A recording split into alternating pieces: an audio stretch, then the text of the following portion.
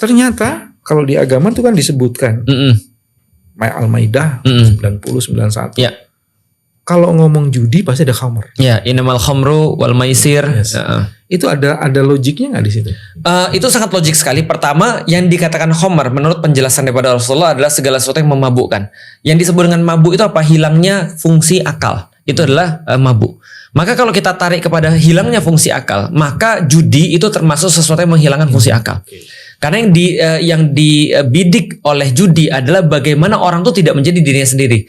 Kita kira kita tuh manusia bisa mengendalikan semuanya. Padahal kita itu tahu banyak penelitian yang sekarang yang orang tuh benar-benar tidak bisa mengendalikan dirinya kalau otaknya sudah rusak.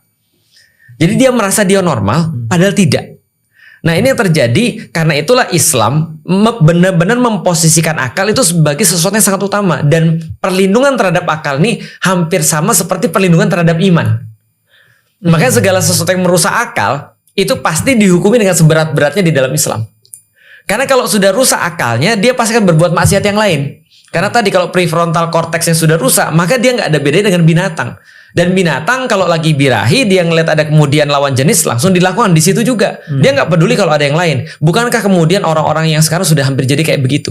Mereka sudah nggak lagi peduli dengan norma, nggak lagi peduli dengan seperti apa culture dan segala macam. Mereka kalau mau ya mereka langsung lakukan. Whatever I feel want to do, ya udah langsung lakukan aja. Nah itu feeling itu tadi dijadiin sebagai Tuhan tadi, bukan kemudian akal. Padahal orang-orang bilang kan kayak kemarin, ya ini kalau kita lebarin lagi ya tentang masalah akal ini ya. Coba Pak bayangkan, kalau kita bicara tentang anak kecil, saya pernah nanya pada beberapa pelaku transgender. Saya bilang kenapa kalian promosiin transgender ini kepada anak-anak? Bukankah mereka nggak punya konsen? Bukankah Anda sangat mendewa-dewakan konsen? Kalau saya menjelaskan sesuatu pada yang nggak punya konsen, itu kan jadi paksaan. Anda bilang ketika ada orang misalnya menikah tuh jadi kayak pelacuran. Kenapa? Karena itu di luar konsen. Islam itu adalah agama yang tidak memperhatikan konsennya perempuan. Tapi kalian berdakwah kalian itu mempromosikan LGBT itu, transgender itu pada anak-anak yang nggak punya konsen. Kok bisa dilakukan seperti itu? Nah, anak-anak ini ketika kemudian dapat referensi-referensi ini, akalnya rusak.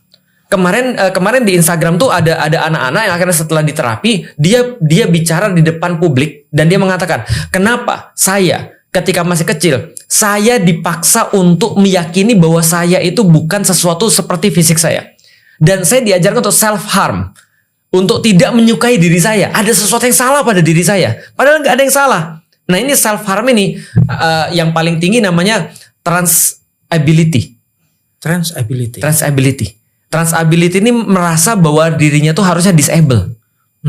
Jadi ketika dia punya tangan jarinya 5. Tapi dia punya perasaan Pak. Jari saya harusnya nggak 5. Jari harusnya 3. Maka dia potong 2 jarinya. Ada yang terkenal kemarin, dia merasa dia harusnya terlahir seperti orang buta. Akhirnya dia pergi ke dokter, untuk dokter itu membutakan matanya. Dan itu jadi pembahasan, jadi ramai sekali di Amerika. Dan dokternya mau. Makanya orang-orang aktivis-aktivis bingung nih, kita harus dukung mana nih? Harus dukung hak pasien untuk membutakan diri. Atau kemudian hak perlindungan terhadap kesehatan. Lah kan sebagai dokter kan kita nggak boleh merusak orang. Iya. Tapi kalau dokter bilang itu maunya sendiri terus gimana?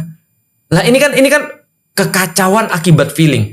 Maksud saya tuh gini, judi online itu penyakitnya adalah penyakit di sini nih, di dalam sini, bukan penyakit di luar daripada kepala. Artinya kalau ini dibiarkan, kita contoh misalnya Indonesia bismillah, kalau dia serius dalam memberantas judi online. Hari ini juga tadi bicara sama Pak Novel katanya seminggu aja cukup insya Allah.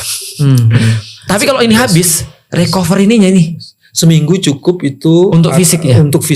Tapi recover kepalanya, bandarnya itu macam-macam ya kita bisa tahu itu. Cuman dampaknya itu untuk direhabilitasi atau direvitalisasi dahsyat itu. Itu agak PR sih. Makanya ini mungkin yang paling banyak nonton ini saya kan adalah orang tua. Nah itu saya melihat kebanyakan anak-anak itu rusak. Itu karena kita izinkan. Kita izinkan mereka punya HP sebelum waktunya. Sementara orang-orang di luar sana mereka bilang, ketika ditanya kapan waktu yang paling tepat untuk ngasih HP pada anak-anak, maka peneliti neuroscience itu mengatakan tahan selama mungkin engkau mampu. Tidak menyebut usia, tapi tahan. Mereka bilang 16. Tapi tahan selama mungkin engkau mampu. Itu artinya adalah kayak kita tuh kayak ngerusak anak-anak kita sendiri. Kita kasih HP sebelum waktunya, dopamin rush lagi balik tadi.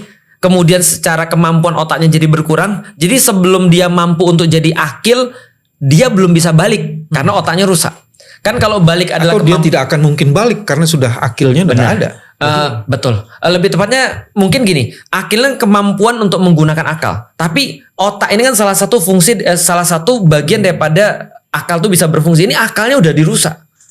Karena tadi saraf-sarafnya udah dirusak sehingga akilnya nggak akan bisa bagus. Nah ini yang bisa kita lihat, orang tua tolong deh diperhatiin anak-anaknya. Jadi kita tuh nggak cuma membesarkan mereka secara fisik, mereka bisa jadi gizinya lebih baik daripada kita. Tapi problematikanya adalah anak-anak ini sudah mengalami dopamine rush sejak awal. Dia sudah kenal bahwa oh ternyata bisa klik-klik gini aja sudah dapat sesuatu yang saya inginkan. Dia nggak mau berusaha, dia impulsif, dia nggak mau disuruh nunggu, dia nggak mau disuruh berusaha, dia nggak kenal kata-kata berakit-rakit ke huru, berenang-renang ke tepian. Nggak ada. Itu cerita masa lalu itu kan.